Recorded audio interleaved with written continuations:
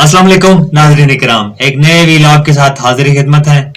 नाज़रीन इकराम, मुल्क का सियासी मंजरनामा हर गुजरते दिन के साथ उसका दर्जा हरारत बढ़ता जा रहा है और हम देख रहे हैं कि इस वक्त मुल्क में जो सूरत हाल है इलेक्शन की कुछ ना कुछ गहमा गहमी शुरू हो गई है। चूंकि गुज़श्ता चंद माह के दौरान इलेक्शन के होने और ना होने के जो एक गो मगो की जो कैफियत थी वो कायम थी, लेकिन अब एक माहौल बन चुका है इलेक्शन का। इस वक्त मेरे साथ सीनियर तजिया निगार हैं जनाब राशिद महमूद साहब मौजूद हैं। अब बात उनसे ये करेंगे कि बहुत सारे जो साबका अदवार में इंतखाबात हुए उनमें आज़ाद उम्मीदवारों का एक अहम रोल रहा है। साबका हुकूमत की भी अगर बात की जाए, पीटीआई हुकूमत जब बनी तो हुकूमत के इलेक्शन के बाद हम देखते हैं कि पीटीआई और दीगर जमातों ने आज़ाद उम्मीदवारों को अपने साथ मिलाने के लिए एक भरपूर कैंपेन की और हम देखते हैं कि हेलीकॉप्टर भी जो है पाकिस्तान की फिजाओं में घूमते रहे और आज़ाद उम्मीदवारों को भर भर के लाते रहे। लेकिन हालिया जो इलेक्शन है एक बड़ी तादाद में आज़ाद उम्मीदवार मौजूद हैं। एक तरफ नून लीग जो है अपनी कैंपेन चला रही है, पीपल्स पार्टी चला रही है, लेकिन तीसरी कोई जमात जो है खातिर खा अभी तक सामने नहीं आ पा रही। लेकिन तीसरी जो ताकत है वो आज़ाद उम्मीदवार है। अजी राय साहब, आप क्या कहेंगे इस हवाले से? जी बहुत शुक्रिया नकवी साहब। जी बिल्कुल आप नकवी साहब ठीक कह रहे हैं कि गुज़श्ता अदवार में जो इंतखाबात होते रहे हैं उनमें आज़ाद उम्मीदवार वाकई एक अहम हुकूमत बनाने में एक अहम रोल अदा करते रहे हैं। लेकिन इस दफ़ा जो मौजूदा जो इंतखाबात हो रहे हैं इसमें वाकई आज़ाद उम्मीदवारों की एक मंडी लग गई है। उनमें कुछ उम्मीदवार तो ऐसे हैं जो अपनी पार्टी के दुत्कारे हुए हैं या उनको टिकट नहीं मिला या उन्होंने कोई पार्टी पॉलिसी की खिलाफ वर्जी किया जिस पे उनको जो है उनके जो कायद हैं उन्होंने उनको सहाल नहीं समझा कि उनको टिकट दिया जाए, या मुख्तलिफ सीटों पे एडजस्टमेंट की भी मुख्तलिफ जगह पे जो मुश्किलात थी, जिस पार्टी का को मुश्किलात थी कि उन्होंने अपने उम्मीदवारों को जो है वो टिकट नहीं दिया, जिसकी वजह से उन्होंने आज़ाद उम्मीदवार खड़ा होने को तरजीह दी। लेकिन इसके साथ जो एक तीसरी जो बात है वो पाकिस्तान तहरीक इंसाफ के उम्मीदवार हैं। वो इस टाइम पाकिस्तान तहरीक इंसाफ के जितने भी उम्मीदवार हैं वो इस वक्त आज़ाद हैसियत से जो है वो इलेक्शन लड़ रहे हैं, क्योंकि उनको जो है इंतखाबी निशान वो बल्ला है वो उनको नहीं मिला, क्योंकि उन्होंने इंट्रा पार्टी इंतखाबात में कोई धांधली की जिसकी वजह से सुप्रीम कोर्ट ने उनसे जो है वो बल्ले का निशान छीन लिया। तो एक मंडी सी लग गई है इस मौजूदा इंतखाबात में आज़ाद उम्मीदवारों की। अब इसमें जो असल चीज़ है वो देखना ये है कि ये जो जितने भी आज़ाद उम्मीदवार हैं ख़ास तौर पर ये पाकिस्तान तहरीक इंसाफ के, क्या ये जो सबका रवायत है वो तोड़ देंगे? क्योंकि जितने भी सबका दौर में इंतखाबात होते रहे हैं उनमें जो आज़ाद उम्मीदवार हैं वो जीत कर जो है वो पार्टी अपने मफादात के लिए को तरजीह देते हुए मुख्तलिफ पार्टियों में वो शामिल होते रहे हैं और गवर्नमेंट बनाते रहे हैं। लेकिन क्या जो पाकिस्तान तहरीक इंसाफ के उम्मीदवार हैं वो कहना को तो वो कह रहे हैं जी कि हम खान के उम्मीदवार हैं, लेकिन क्या वो अगर वो जीत जाते हैं, लेकिन उनके चांस तो बहुत कम है, लेकिन अगर वो जीत जाते हैं वो होपफुल तो है, लेकिन अगर वो जीत जाते हैं तो क्या वो ईमान में जो है वो इमरान खान की आवाज़ बनेंगे और जो पुरानी रवायात है उसको तोड़ देंगे, या हस्बे रवायत वो उसी तरह वो जो है वो नई गवर्नमेंट में पार्टी में शामिल होगा? मैं उसी तरफ राशिद साहब में आना चाह रहा था कि आपने जिस तरह कहा कि इस इंतखाबात के बाद हम देखते हैं कि आज़ाद उम्मीदवारों की एक मंडी लगेगी, लेकिन इस मंडी में बहुत सारे खरीदार हमें नजर आ रहे हैं। इस्तेकाम में पाकिस्तान पार्टी आपके ख्याल में वो भी एक बड़ी खरीदार होगी। जरदारी साहब,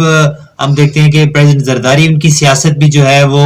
अभी भी वो कह रहे हैं कि वो बाज लोगों के साथ राब्ते में है, आज़ाद उम्मीदवारों के साथ राब्ते में है। तो खरीदार इस मंडी के अंदर कौन कौन से होंगे और आप क्या एक्सपेक्ट करते हैं कौन सा खरीदार इस मंडी से ज्यादा अपना फायदा ले पाएगा? जी देखिए, खरीदार तो हर इंतखाबात में होते हैं और उन्हें ज़्यादा बोलियां भी लगती हैं, आज़ाद उम्मीदवारों की बोलियां भी लगती हैं और कोई उम्मीदवार हैं वो अपनी बोलियां लगवाते हैं। लेकिन इस दफ़ा जो ख़रीदार जो सामने नज़र आ रहे हैं वो इस टाइम इस्तेकाम पार्टी में जहांगीर तरीन है। ये वही जहांगीर तरीन हैं जो किसी दौर में इमरान खान के लिए जहाज़ भर के लाते थे उम्मीदवारों के लिए। वही जहांगीर तरीन इस समय इस्तेकाम पार्टी के में शामिल हैं और उन्होंने कहा है कि एक अच्छी खासी जो आज़ाद उम्मीदवारों की तादाद है वो हमारे साथ होगी और जीत कर वो जो है वो यहाँ وفاق میں یا پنجاب میں وہ ہوپ فل ہیں کہ وہ حکومت بنا لیں گے. ان کا کئی سیٹوں پہ ان کی مسلم لیگ نون کے ساتھ بھی ایڈجسٹمنٹ ہے. لیکن اس کے علاوہ جو دوسرے بڑے خدشات جو سامنے اس وقت نظر آ رہے ہیں وہ پیپل پارٹی نظر آ رہی ہے, کیونکہ پیپل پارٹی کے جو چیئرمین ہیں بلاول بھٹو زرداری, وہ تقریباً اپنے ہر جلسے میں جہاں پہ وہ مسلم لیگ نون پہ تنقید کر رہے ہیں وہاں پہ وہ یہ ایک چیز یہ بھی کامن کر رہے ہیں کہ ہم آزاد امیدواروں کے ساتھ جو ہے وہ جو حکومت بنانا وہ پسند کریں گے. اور وہ اس خاص طور پر پی ٹی آئی کے جو آزاد امیدوار ہیں وہ ان کو وہ ڈرا رہے ہیں, نواز شریف کے جو انتقامی سیاست ہے اسے ڈرا رہے ہیں کہ آپ ان کا ساتھ بالکل نہیں دینا, وہ انتقام کی سیاست کرتے ہیں اور مشکل وقت میں اپنے کارکنوں کو چھوڑ دیتے ہیں, اس لیے آپ ہمارے ساتھ شامل ہوں. تو پیپل پارٹی میرا خیال ہے جو اس وقت بڑے استحکام پارٹی کے بعد پیپل پارٹی جو ہے ایک بڑی خریدار ہوگی ان امیدواروں کی. اور یہ سیاسی یہ آزاد امیدوار ہیں, یہ سیاسی بونے ہوتے ہیں, یہ گٹ بیسی ہوتے ہیں, یہ ہر اپنے مفادات کے لیے جو ہر پارٹی میں وہ شامل ہو جاتے ہیں. اور اس حوالے سے پارٹی کے آصف علی زرداری جو ہیں جو کنگ میکر بھی ان کو کہا جاتا ہے وہ بھی اس حوالے سے کافی ایکٹیو نظر آتے ہیں. تو میرا خیال ہے استحکام پارٹی کے بعد پیپل پارٹی جو ہے وہ بھی ایک بڑی جو ہے وہ خریدار ہوگی جو ان آزاد امیدواروں پہ جس نے نظر رکھی ہوئی ہے. راج صاحب آپ کی گفتگو سے 2 پوائنٹ پہ میں آپ کا مزید کمنٹ چاہوں گا. ایک آپ نے کہا کہ ان منڈیوں میں بڑی بڑی بولیاں لگائی جائیں گی. اب ہم دیکھتے ہیں کہ پارلیمان پہلے اس حوالے سے خاص طور پہ اگر ایوان بالا کی بات کی جائے تو سینیٹر بننے کے لیے آپ کو پتا ہے کہ ایک سیٹ سینیٹر کی 5-6 کروڑ روپے میں یہ لوگ لیتے ہیں. تو یہ جو بولیاں اتنی بڑی بڑی بولیاں لگ جاتی ہیں تو پھر یہ اپنا پیسہ لازمی بات ہے, پیسہ انویسٹ کرنے کے بعد پیسہ کماتے بھی تو ہوں گے, تو وہ کیا ذریعہ اختیار کرتے ہیں آپ کے خیال میں؟ جی نقوی صاحب پیسے تو ظاہر جو لگاتے ہیں وہ پھر بعد میں جو وہ اسی لیے وہ سینیٹر بنتے ہیں یا وزیر بنتے ہیں یا پارٹی میں جو حکومت ہوتی ہے اس میں شامل ہوتی ہیں کہ ہم نے جو پیسہ لگایا خرچ کیا ہے وہ کسی طرح نکالا جائے, وہ پیشہ عوام کا خون چوس کر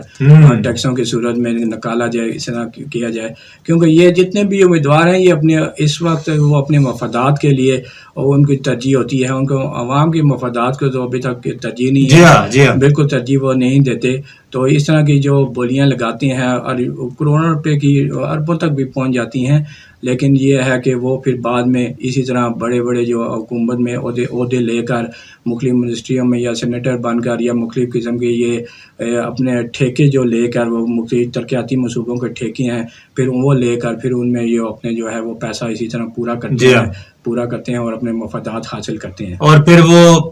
جو ہے کہ روڈز ایسے بنتے ہیں کہ پھر وہ دوبارہ اکھاڑ کے پھر بنانے پڑتے ہیں, جس طرح مرگلہ ایونیو کا ہو رہا ہے. راج صاحب یہ بتائیے گا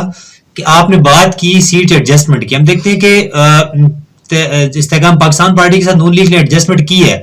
لیکن ان حلقوں میں جو پی ٹی آئی کے امیدوار ہیں, مثال طور پہ ایک آپ کو میں NH1 کی مثال دوں, غلام سرور خان جو ہے وہ میاں نواز شریف صاحب کی جو پارٹی ہے اس کے ساتھ ان کی ایڈجسٹمنٹ ہے. حالانکہ غلام سرور خان پہلے پی ٹی آئی کا ووٹ بینک وہ پہلے حاصل کر کے, ویسے تو انہوں نے پارٹی کو چھوڑی نہیں ہے, سب پارٹیوں میں وہ گئے ہیں. لیکن آپ ہمیں بتائیں کہ ابھی جو صورتحال پیدا ہوگی ہے NH1 میں نون لیگ کے جو لوگ ہیں وہ انہیں ووٹ نہیں دینا چاہتے, اور بیرسٹر عقیل جو NH1 میں ٹکٹ کے خواہش مند تھے اور انہوں نے ابھی نعرہ بھی ایک لگایا ہے کہ نواز شریف کا متوالا حرمت کا رکھوالا. تو یہ جو حرمت کے رکھوالے ہیں جو کہ نون لیگ کا ووٹ جو ہے سمیٹ لیں گے, تو کیا اس حوالے سے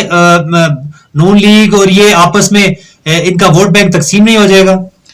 سیٹ ایڈجسٹمنٹ کی طرح صاحب بات کیا کہ واقعی مسلم لیگ نون کو جو ہے وہ استحکام پارٹی کے ساتھ سیٹ ایڈجسٹمنٹ میں کافی مشکلات کا سامنا رہا ہے, اور مسلم لیگ نون کے کافی بورڈ کے جو اجلاس ہوئے ہیں اور انہوں نے کافی دیر بعد جا کے اپنے جو ہے وہ ارکان جو امیدوار ہیں وہ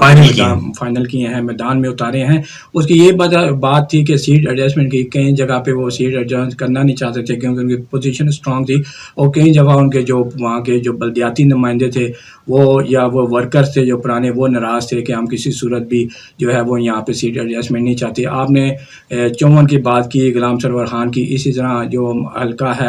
راولپنڈی کا ہی حلقہ ہے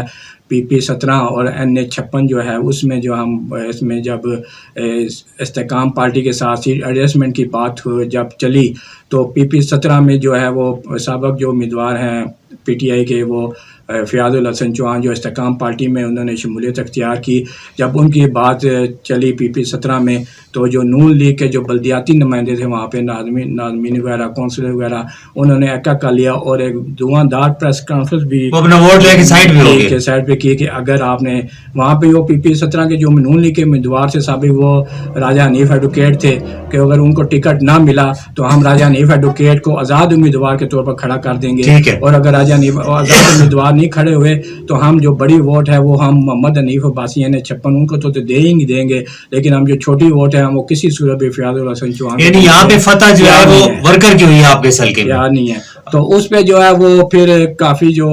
بحث کے بعد آخرکار مسلم لیگ نون کی قیادت نے جو ہے وہ وہاں پہ پی 17 میں گھٹنے ٹیک دیے ورکرز کے سامنے، اور انہوں نے راجہ حنیف ایڈوکیٹ کو ہی پی 17 کا MPA کا جو ہے وہ ٹکٹ دے دیا، اور اس کے اور یہ ایک فیاض الحسن چوہان کے لیے بہت بڑا دھچکا تھا، ان کے ارمانوں پہ پانی پھر گیا کیونکہ وہ ان کو یہ خواہش تھی کہ وہ وہاں پہ مسلم لیگ نون کی حمایت حاصل کر لیں گے اور وہاں پہ وہ MPA منتخب ہو جائیں گے، مگر ایسا نہیں ہو سکا۔ جی ناظرین، ہمارے ساتھ موجود جناب راشد محمود صاحب ان کے شکر گزار ہیں۔ ایک منڈی لگے گی انتخابات کے بعد آزاد امیدواروں کی، لیکن اس منڈی کے لگنے سے پہلے جو بھاؤ تاؤ چل رہا ہے اور جو ووٹر کی ذہنیت ہے اس پہ آج ہم نے بات کی۔ 8 فروری کا دن ہمیں بتائے گا کہ تاج کس کے سر سجے گا۔ ایک نئے ویلاگ کے ساتھ پھر حاضر خدمت ہوں گے، اب تک کے لیے اتنا ہی، اللہ نگہبان۔